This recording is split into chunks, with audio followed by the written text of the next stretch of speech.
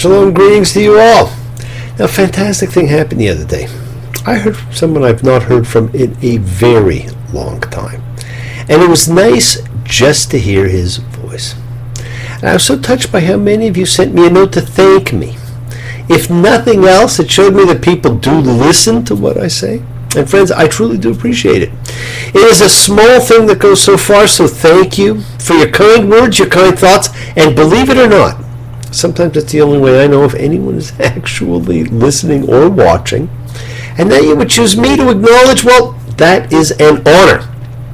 I was talking to my good friend Viv about how a few weeks ago was the 100th anniversary of Einstein's great theory of relativity, and how it's still true to this day, and of course, what a genius he was. What made him so unique, and perhaps one of the most interesting things about him was how he used his shortcomings to learn to do things differently. He used his imagination and visualization, and so he pictured what he thought.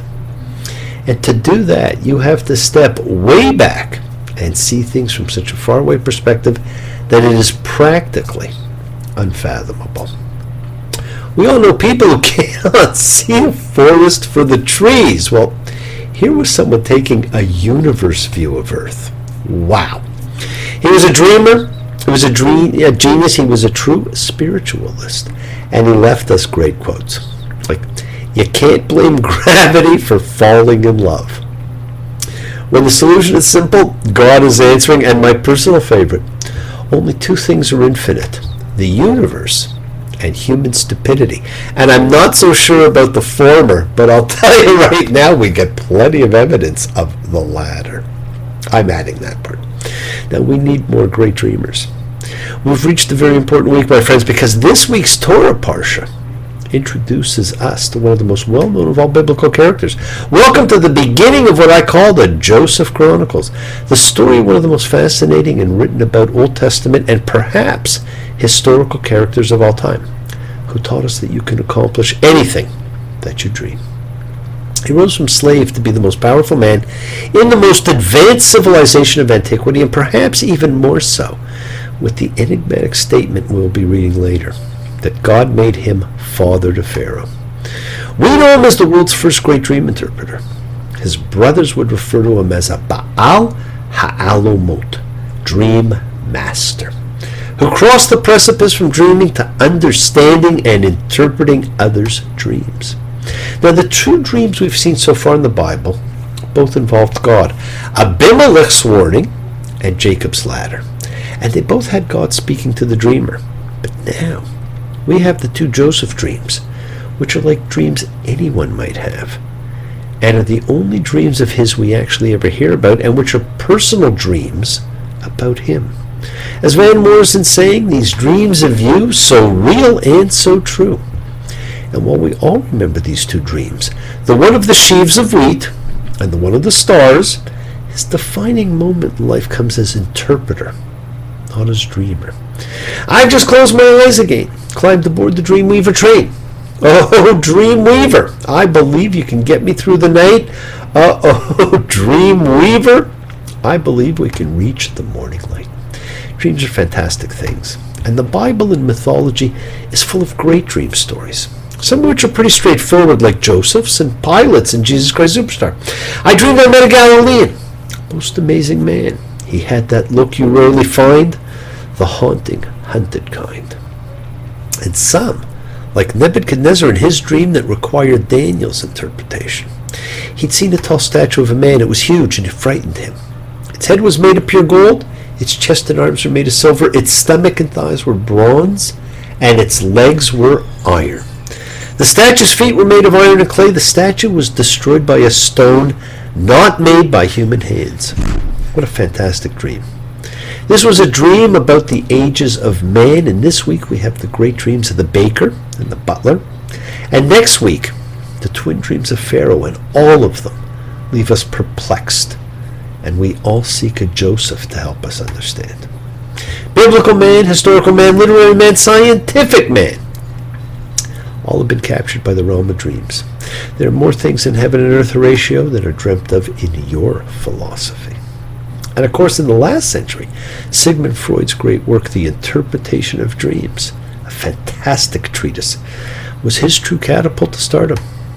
Now, as we've noted before, some weeks so much happens, you do not know where to begin, what to focus on, or whether you actually grasp all the things transpiring. Hey, how can you? And this week, my friends, is no different. This week we have Vayashev, and he settled, something we do too often. Do not settle, my friends, and do not put your dreams aside or on hold. Now, in this week, Joseph dreams of his greatness, which through an incredibly strange series of twists of fate comes to be, but which we are told caused his brothers to hate him and sell him. But there is so much more to it than that. And again, remember, friends, in editing and commenting, our sages do try and paint rosier pictures of our heroic characters. But if you look past the glaze, you see these episodes are both carrying forward the bigger picture of our karmic choices and how we set in motion everything that happens. In reality, some would say his prior behaviors helped bring it on himself. He's seduced by his owner Potiphar's wife, which leads to his imprisonment and therefore is his nexus to greatness. And he interprets the two prisoners' dreams, which again becomes a crucial cog in the wheel of life. And while all this is going on, we segue into the bizarre tale of his brother Judah and Tamar. Fantastic story. Again, built on deception and karma, which I'm not even going to talk about at all this year. Now we're introduced to the 17-year-old Joseph. He's being sent on a mission by his father, and perhaps the defining moment for Joseph comes in Genesis 37:13, when his father calls to him and he gives the famous answer, "Here I am." Jacob says, "Go, pray, to see how your brothers fare, and how the flock fares, and bring me back word." He makes the choice and he goes. Joseph, who we're told has been somewhat of a tattletale his whole life, is off to spy. And so his appearance is what leads to his disappearance. We all know that Joseph sold the Ishmaelites, Genesis 37:29, for 20 pieces of silver, a number that will have karmic significance further on, and a section that, if you read it carefully, you see, points to a second Joseph story, edited into the first, as we have seen with so many other stories before. Now he's sold and he's taken to Egypt. Now we know also that the brothers deceived Jacob by dipping the coat of many colors, one of only two in the Bible, but it's not called a coat of many colors. It is an ornamented tunic, ketonet pasim, a unisex garment worn by virgin princesses. But according to the song Joseph's Coat from Joseph and the Amazing Technicolor Dreamcoat, Jacob wanted to show the world he loved the son, to make it clear that Joseph was the special one. So Jacob bought his son a coat, a multicolored coat to wear, such that a king would stop and stare. I love Broadway, the history we learn from movies and plays, if only. Well, we know what happened. The brothers dipped the coat in sheep blood to convince their father Jacob that Joseph was killed by wild animals. And two more pieces of Jacob's karma come back on him. He deceived his father Isaac by wearing his brother Esau's clothes and serving him lamb. While now his sons used the cloak he gave Joseph dipped in lamb blood as their instrument of deception. You could almost hear Rod Serling step forward and say, "Submitted for your approval." Now Joseph's life in Egypt was interesting. And because of his refusal to succumb to Potiphar's wife's advances, he ends up in prison, earned trustee status, and began his career of dream interpretations. We can recall the dreams without even reading it. That's how well we know this story. Read this parsha, my friends. It sets so much in place for what will occur. And while you're busy reading this fantastic parsha, there's something else occurring. So I want to segue here, because we will be commencing Chanukah, the 8-day festival of light and miracles, and that's what I want to talk about. Chanukah, a holiday celebrating a miracle, from the verb chanok, meaning to dedicate. Now that's something special, it's something magical, a festival dedicated or devoted to honoring a miracle. If only you believe like I believe, baby, in miracles, we'd get by. If only you believe like I believe, baby, in miracles, so would I. Well, Chanukah is a true festival of light. The earth is at its darkest. The sun is just creeping back in. The winter solstice is the darkest day of the year. And for us, we get up, it's dark. We go to work or school, it's dark. We come home, it's dark. We need light for our lives, for our health, for our spirits. Now, we all know this story too. Around 170 before the Common Era, the temple in Jerusalem was sacked by the Syrian Hellenists, who forbid the practice of Judaism and erected an idol in the temple. Now, for several years, there was terrible persecution, and at one point, the Greeks arrived in Modin, a city just west of Jerusalem, which can still be visited today, by the way, where they ordered the Jews to sacrifice a pig to the Greek gods. Well, the priest, Mattathias, refused, and he killed the person willing to do the sacrifice along with the Greek envoy, and a guerrilla war broke out. Now, the priest, Mattathias, and his sons, led by Judah, nicknamed Maccabee, which means the hammer, and is also an acronym for Mi Chamocha Ba'alim Hashem, who is like you among the powers of God, leads the revolt. Now, the actual fighting takes like 25 years, but after the first three, the Maccabees reconquered Jerusalem and started cleaning up.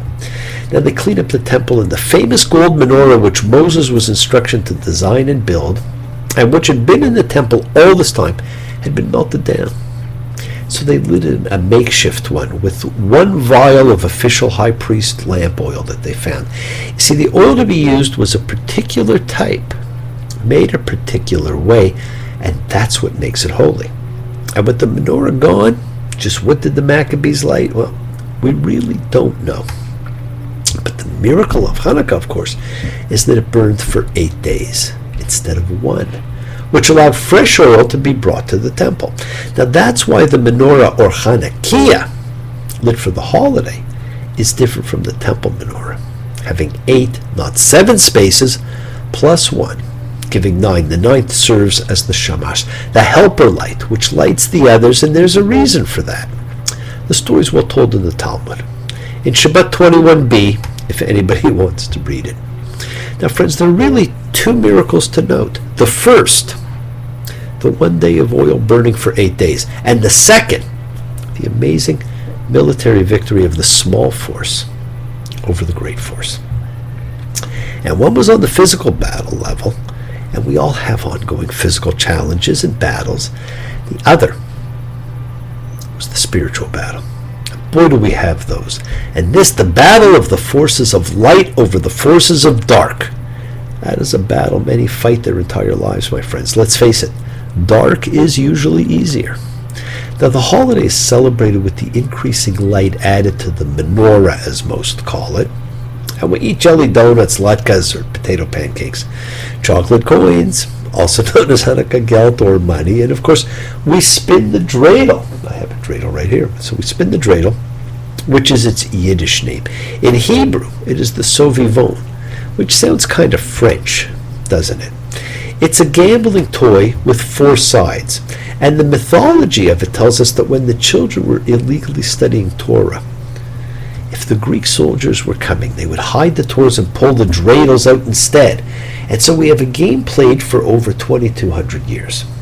Now, one of the most interesting things about how we celebrate is that about 2,000 years ago there was a debate, not quite like the great debates that we see now, but a debate between the 2 primary schools of rabbinic thought, the school of Hillel and the school of Shammai.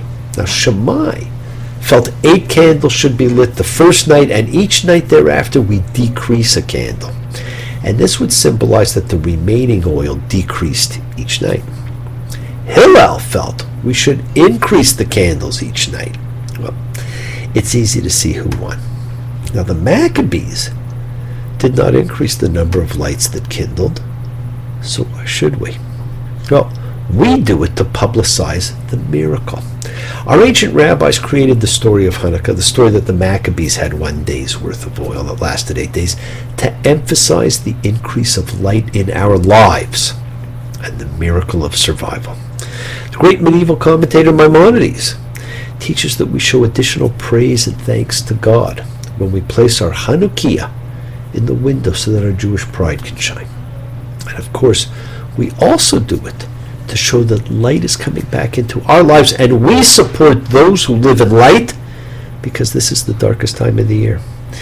Kindle the lights with other people. Join together with family and friends. If you live alone, find someone to invite and light the candles of hope, of dreams, of miracles. Ignore cholesterol for the week and eat fried foods. It's a way to honor oil, donuts, latkes. And there are, of course, rituals. You fill the Chanukah from right to left, but you light it left to right. And you light the candles with the shamash, the helper candle, and as I said, we talk about why.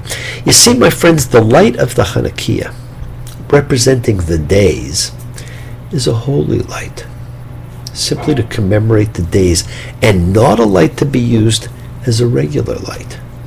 For that, we have the shamash, or helper candle. And of course, in trying to find a time to celebrate Jesus, the early Christians moved his birth from March to December and Chanukah, so that they could celebrate unabashed and to honor Jesus and make him a symbol of light coming into the world also. So let's get out our Chanukahs now. And this is like one of my favorite Chanukahs. It's a very ancient one, and it's got a single light up here, the shamash, and it's got, you could use it for Shabbat by putting 2, but you have here 4 little vessels, and you would put oil in them, and there are 8 different little points where you would put wicks. So in effect, this gives us our Chanukah, and it's fantastic because you could travel with this and you have all the light you would ever need. So we start with 1 candle, and every day we add to it, bringing more light into our lives. And when we light the candles, we say the following: Baruch atah Adonai Eloheinu melech haolam, asher kitshanu b'mitzvotav v'tzivanu lahadlik ner Chanukah. Blessed are you, Lord our God, King of the universe, who has sanctified us with his commandments and commanded us to kindle the Chanukah light. Baruch atah Adonai Eloheinu melech haolam, she'asa nisim lavotenu bayamim chachem bizman hazeh. Blessed are you, Lord our God, King of the universe, who performed miracles for our forefathers in those days at this time.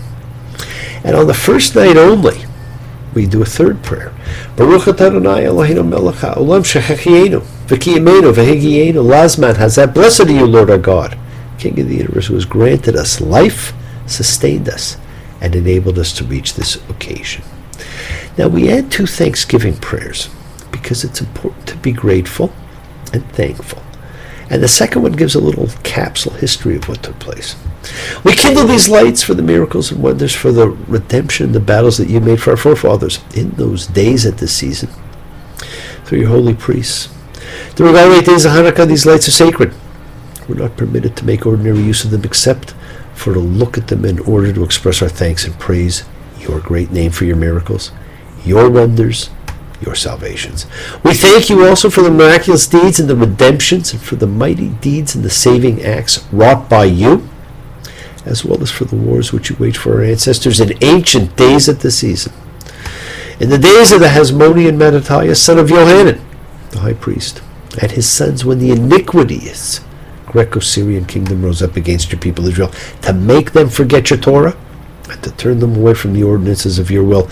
Then you in your abundant mercy rose up for them in the time of their trouble, pled their cause, executed judgment, avenged their wrong, and delivered the strong into the hands of the weak, the many into the hands of the few, the impure into the hands of the pure, the wicked into the hands of the righteous, and insolent ones into the hands of those occupied with your Torah.